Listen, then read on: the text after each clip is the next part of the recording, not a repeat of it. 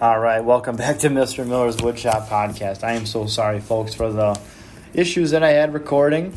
I promise you it's more frustrating for me than it is for you listening, but thanks for following up on the part 2 podcast here about Rebel Without a Cause. Now, when I got cut off, so what happened was I'm recording on Google Meet, and I love Google Meet, okay? We've used it all throughout COVID, got really good at it. It is now 2025, so I haven't used it big time for like 4 years.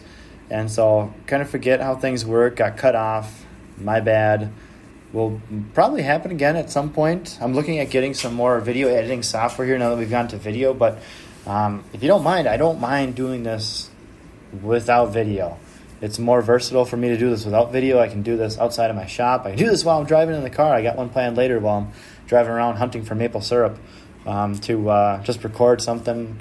I'm not going to give I'm not going to give too much away because you'll see what that podcast will be about. Okay, maybe stick around to the end to hear what we'll be talking about in the weeks to come. So when I got cut off, I was talking about getting permission and getting approval. So very important, your assistant principal, your case managers, your principal, anybody who you directly report to. If you're going to have a creative discipline strategy like sweeping the shop all day or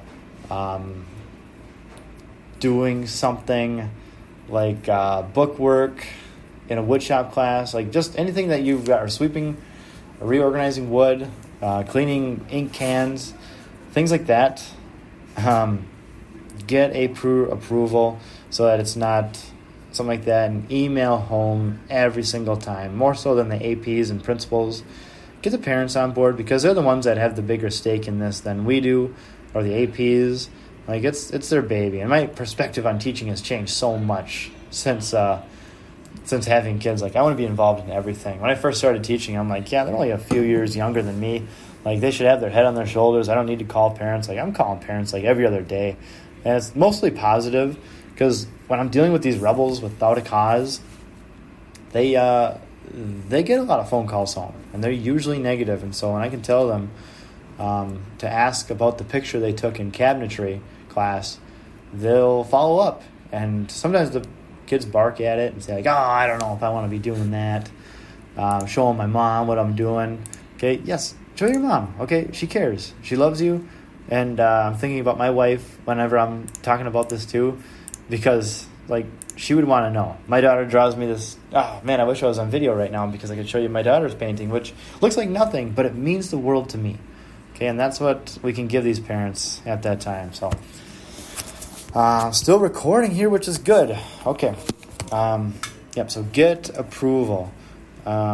These rebels without a cause, it's really fun to kind of be that place where they've got that freedom to express themselves, freedom to create, because then you kind of become the hangout where these students truly are drawing near to you, and this is where the character development can become.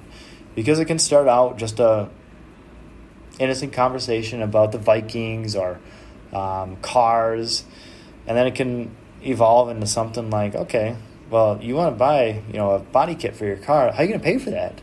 And like, are your parents going to pay for that? Like, oh my God, no, they never pay for that. Like, okay, does it make your car safer? No. Does it make it cooler? Yeah. Like, well, then it's a want. Okay, and we start to determine needs from wants. And I ask them like, okay, well, how are you going to go about paying for that? And they'll usually tell me like, well, I'm working at Arby's or I'm working at Walmart. And so I'm like, okay, well, how are you doing saving money? He's like, oh, I hate saving money. Every time I get a paycheck, it seems like I just go out to eat and just burn it. And, take my girlfriend out or, buy the latest Jordan shoes. Like, I can start to coach them up like, maybe don't do that. All right, because then you kind of determine needs from wants. Like, what do you truly want? Yeah, the body kit's $300. You're going to have to save a few paychecks for that, man.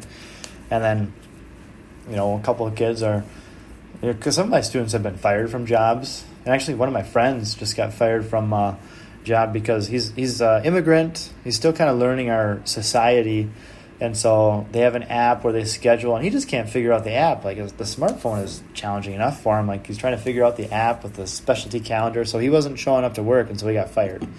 Okay, and now he's my buddy, like my peer. So I'm helping him, like, okay, he's going to be a bad reference for you. Don't list it on your reference, on your resume. And it's really kind of nil because he's going to become a missionary and go and spread the gospel in Asia, where he's from. And he's got an American wife and kids the same age as mine. So like we hang out all the time. And so it's kind of fun to process with him because he's got a lot of neat insight. And when he told me he got fired, he just started laughing. I'm like, oh my God, this is like the same conversation I have with kids when they laugh about getting fired. Like that, it's going to follow you. Okay. Your permanent record will follow you. Your GPA will follow you. Like it's time to start getting this in line. And I can really have those conversations well when they're hanging out in the wood shop, just eating their breakfast. They get second chance breakfast here, so they can come in and get a free lunch, free breakfast, taxpayer-funded breakfast, and then eat it because they might not have had access at school. And if they are free or reduced lunch, which most of my students are at Coon Rapids High School, like they got to eat. So they come into my room and eat, and if they ever make a mess, I make sure to help them develop that character of like, hey, you're not in my class anymore. You made a mess for someone else. And you know who had to clean that up? I did. Okay, and then there goes back to the character development. They're not doing that. And it gives them a sense of ownership. Like that this is their place. This is where they belong. And when they're actually in my class, that makes it really fun. And I think I've talked about this, but I have a Shaper Origin. It's a computer CNC, a handheld CNC machine that uses a router and this sticky tape with look like dominoes on it to reference to make a perfect circle or make a perfect bow tie inlay or inlay of any kind you can possibly imagine. Like, how cool is that? When we got it, I had a student who, he really bucked my teaching method and didn't watch any of the QR code demos. He just elected to look at an example I had in the room and try to figure it out on his own. And I told him it's way harder that way, but he was just the do-it-yourself kind of kid. Figure it out on your own. And so when I got the Shaper, I thought, who better than to figure this thing out than this kid? He had been written up. He is that kid, rebel without a cause. Okay, but now he has a cause. He is finding woodworking is a lot of fun. He wants to make so many projects, I can hardly keep up with him. All right, now he's been tasked by his teacher, me, to figure out the Shaper Origin, and he did. He totally rocked it. Okay, when we needed to get logged into internet, I logged him into our internet. He's like, we should probably have you be the person who sets up the account, right? And I'm like, oh my God, yes. If I'm not the one setting up the account, then it's just you. Like, then you're the only one who can log into this thing and access the studio. And he's like, okay, yeah, that makes sense. So other kids. So he's actually starting to think about other people, whereas before he was kind of I'm going to kick my feet up on the table right next to another kid, and I don't care. So I'm able to character develop with him there, right? And the coolest thing was, like, he made all this, like, standard redneck stuff, distressed flags, don't tread on me, like, really cool stuff, like, artistic stuff, and was just...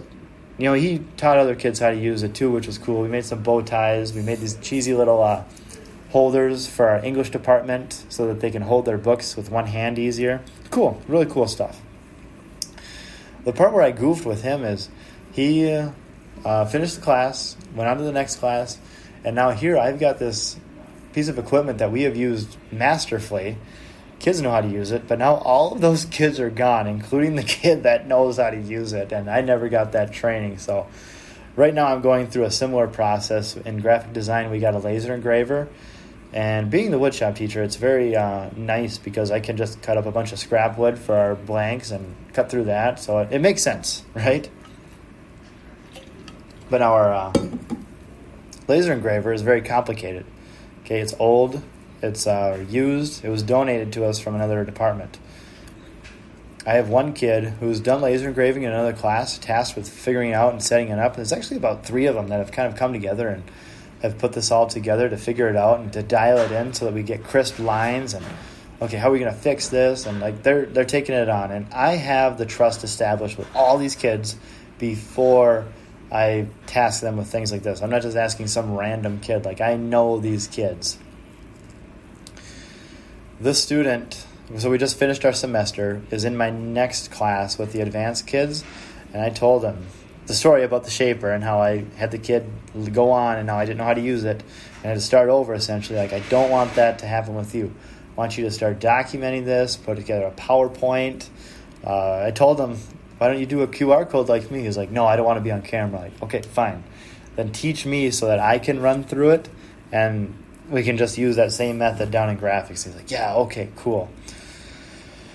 So it's kind of fun just to give them that ownership. Right now I've got 2 cabinets pulled off the wall that we're going to totally redesign so that we can store our tools more efficiently and more securely. We've had some, it's a community, right? So sometimes there's some thieves as much as you want. Some people steal stuff from us, which sucks. But we're just trying to design it so we can be a little bit more secure, I guess. And I've got kids leading that. We had a snow day the day before the end of the trimester where I had all these kids who were trained in with skills and knew the design that they wanted to do, ready to go on it that day. And with all these kids, like, you gotta imagine, like, 6 kids, 6 hours, or for 1 hour, give me 6 hours of labor that I would have to do myself. Maybe that breaks down to more like 5 hours if I'm doing it myself, but still, I just don't have that amount of time to work on this stuff. Like, I'm just getting ready to go right now, recording this. Like, I'm trying to do my best here to keep up with everything. But giving them that buy-in is just so much fun, because at that point, even the rebel kids, like, these are the kids I'm talking about that are helping me. I've just about everyone that I've referenced, okay, I'm not going to say their real names, but Nick, Conway, and Connor, okay, are all the people that are helping me with the shaper and the laser engraver and the cabinet. Okay, every single one of them have been written up dozens of times this year, and a couple times by me. Okay, I've called each one of their mothers and talked to them about the trouble we've had, and I've since called them back and told them, like, what a 180 they've had. They have totally bought in. They have promise in here. Like, you should consider supporting them in this, because they've really done a good job in here. So it's really fun when they get some buy-in, and we'll do not whatever I ask, but sometimes it's not, let's design this cabinet or figure out this new machine. It's like, hey man, we got to spend a little bit extra time cleaning out the table saw because I'm worried the heat's going to set off the saw stop cartridge. And they're like, oh, okay. What do you got to do there? Like, empty it out. Like, okay, well, how do you do that? And I show them, they're like, boy, that's going to be really messy. Like, and I say, yeah, okay. And they just do it. And that's really fun to see. And what's more severe on the students who are really struggling with that rebel attitude is they'll finish their project in here. They'll kind of, that kind of honeymoon will weigh off, and where they remember me teaching them all this thing and bringing them through the fear and all the excitement of building their first project wears off. And now they kind of go back to the, like, well, I'm done with my project. I don't got to do nothing. And that was literally the phrase that was told to me yesterday. And I told him, like, dude, this is our maintenance day. We have to clean up. I've talked about my cleanup final regiment in my finishing the semester strong episode. Seriously, go back and listen to it if you want to hear about my cleanup final method. But all my kids have buy-in on it. This student said, nah, I don't got to do that. Like, if you don't, man, it's going to really hurt your grade. And it's maintenance. Like, this is something we have to do. Every shop will do this. Every place you work at will have a day like this. And I was really upfront about it and clear and direct. And I could tell him really getting flustered, and the hair on the back of his head starting to raise, like he's ready, he's going into fight mode. And he just, like, looked at me and, like, you're really being rough on me, man. Like, why are you being rough on me? Like, because I care about you, man, and I care about who follows you.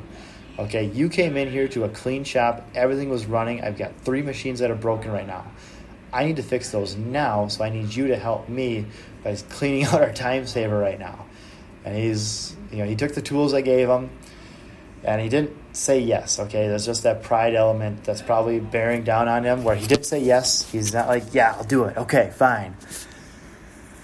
He just grabbed it. I walked away. We were both kind of steamed, okay, because he didn't want to do it. All right, he didn't like that I've set up the system to where he basically has to do it in order for him to be successful and pass the class, because he had missed so much beforehand. But I told him, like, that's what we got here. That's what we're doing.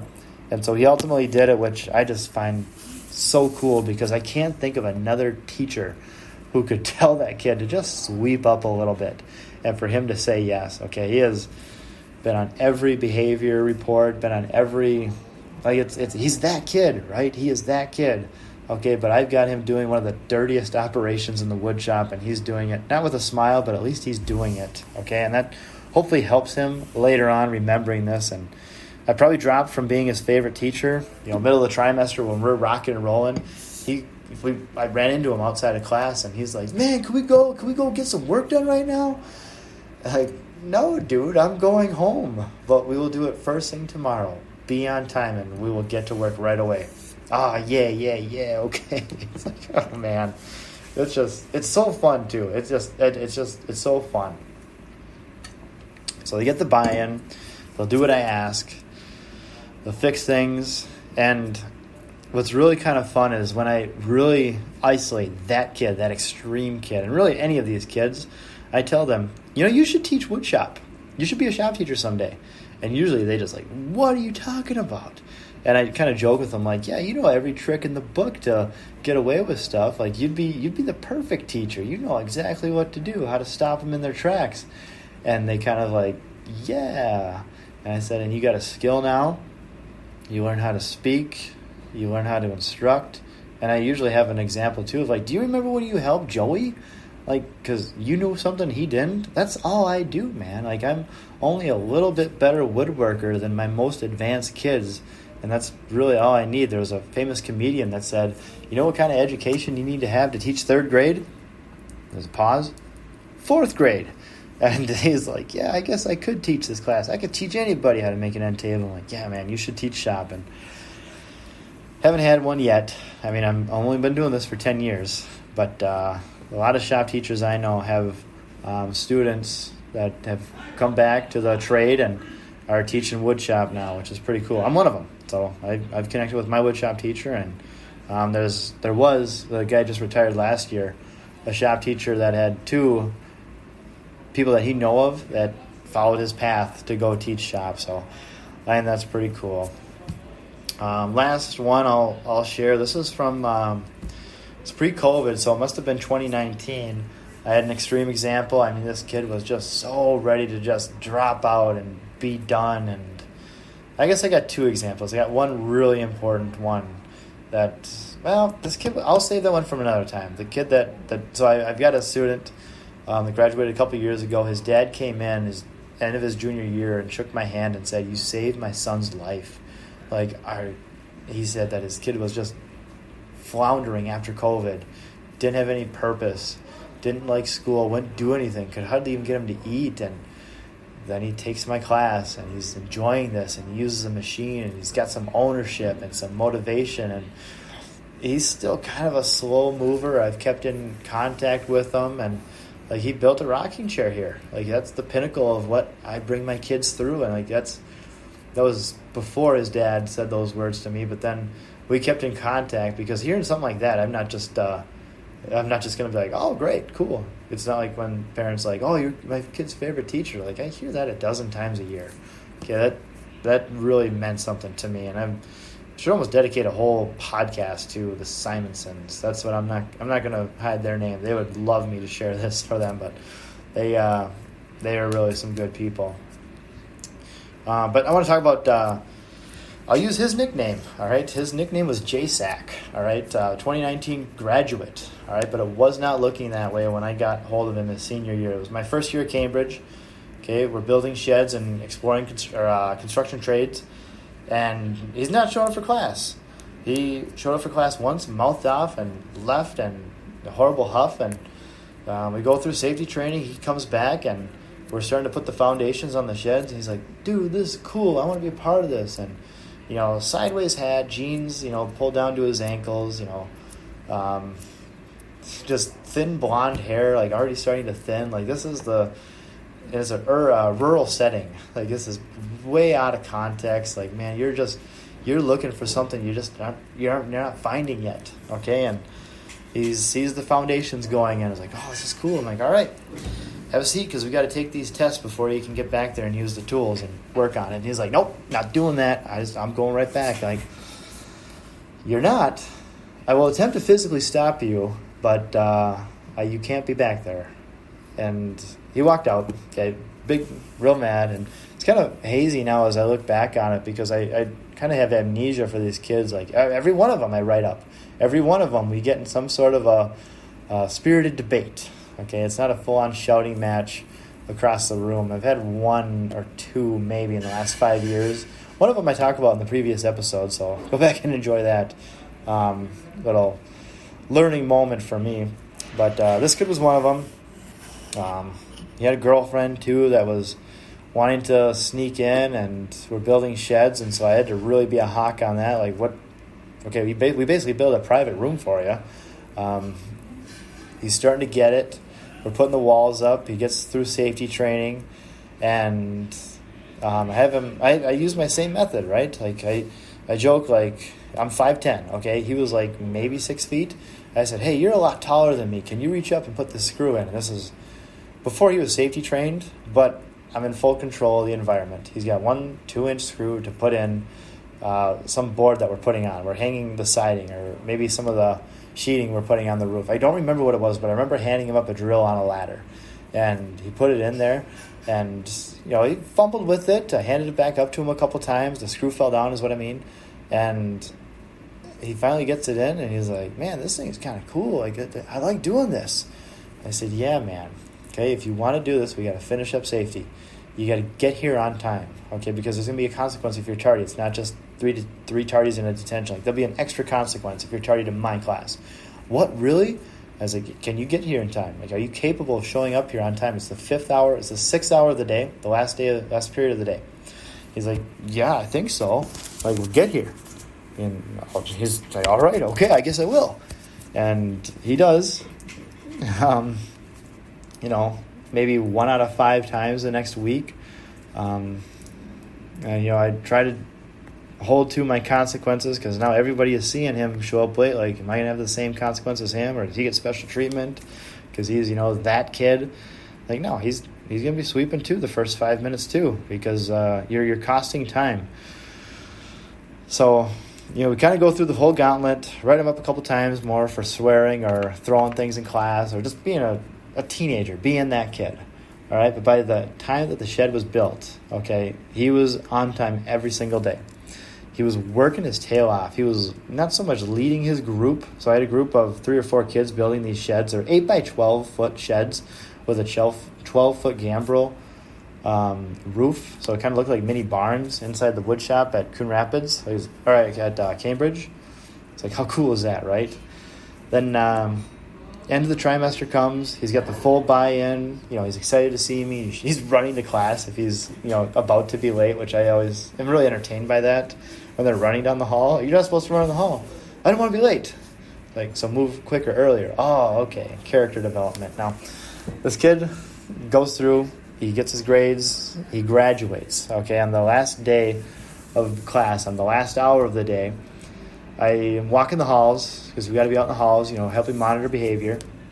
And I see him, and he's heading the opposite way. I'm like, "Hey, man, are you coming to class?" And he just comes back, and he shakes my hand like a gangster, the style where you kind of give a half hug, and he just says some really nice words that I'm just going to cherish on my own and not share here. But he's like, "Nope, I'm not coming to the last one." And I held on to him, because I'm like, "Are you going somewhere dangerous? Are you going to do something dangerous right now?" And I joked about him too. I was like, "If you're going to do something dangerous, I'm going to hold you down here until you can be safe." And he's like, "Nope."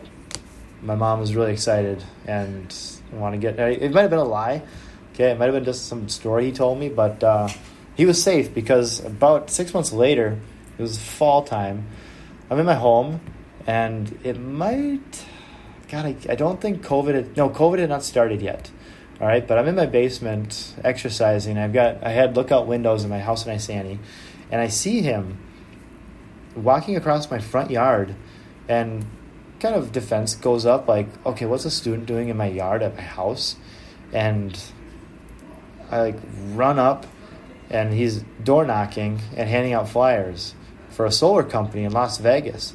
And I'm like, wow, okay, this seems a little shady, man. Is it truly shady? He's like, "No, man, I just moved to Las Vegas. I got in with this company that does construction, and they put me in the solar division, and they want to send me out selling." And so I'm just trying to door knock, and I don't have any contacts except in Isani here, where I used to live. Like, man, it's still your home. You've been gone for like 3 months. And he's like, well, yeah, it's a good opportunity. He's like, Miller, you should buy some. Like, you should buy some. And I said, well, I'll take your literature and I'll talk with my wife about it, and we'll think about it, okay? And I ended up actually calling his supervisor and asking how he was doing, and he was just crushing it. Okay, he was making tons of sales. And it's kind of funny with that kid, they're usually good with their mouth. They're usually good at telling people what they want to hear and closing deals to, for whatever reason, they have got tons of experience with that. And so I was not swindled. Okay, I got the supervisor on the phone. He told me he's doing well. I'm like, okay, well, I want to hear you out. I just kind of thought like, okay, I'll hear him out. And at the time, Minnesota had some really good tax incentives to get solar on your home. And I'm not like putting my foot on anywhere, solar or electric or whatever, but like, okay, these are basically free. I could leverage some of this debt to pay off some student debt, and the debt is tied into my home at a much lower interest rate. So it was like stupid if I didn't. And it seriously, it helped me financially. Like, a student helped me financially that I had written up probably a dozen times 6 months earlier. And that is just the funniest thing that I wanted to share with you guys about that kid. I've got, like, seriously, I'll pick up this series, I don't know, maybe next year at some point when I've got zero time. But this is just the fun stuff to talk about. It's the candy. I think it's what you guys want to hear. And it's stories about kids and how cool is that. And so I'll kick off that kid series. Maybe we'll do a season 2 of that kid, or just talk about him off the cuff, because I'm totally off my notes. I make these notes. I don't even know why I even reference them, but it kind of helps me collect my thoughts, I guess. But yeah, we'll look forward to talking about this more at another time. The next couple weeks, I'm going to be talking about maple syrup making in Minnesota, which is a big-time thing, and I am the guy with a whole bunch of scrap wood that is kiln drying for some high BTUs, and understanding trees and science, and just a general love for sweets is kind of where I find myself in the perfect storm. And so if we're talking like hobbies, woodworking is number 1. Pickleball is probably number 2. And then probably number 3 would be maple syrup production. I wish it could be more than just a month out of the year, but oh my God, I'm excited. That's where I'm heading out right now. So make sure you like and rate and subscribe and follow me all on the social media. And I'll look forward to talking to you guys next time. Thank you all. Bye.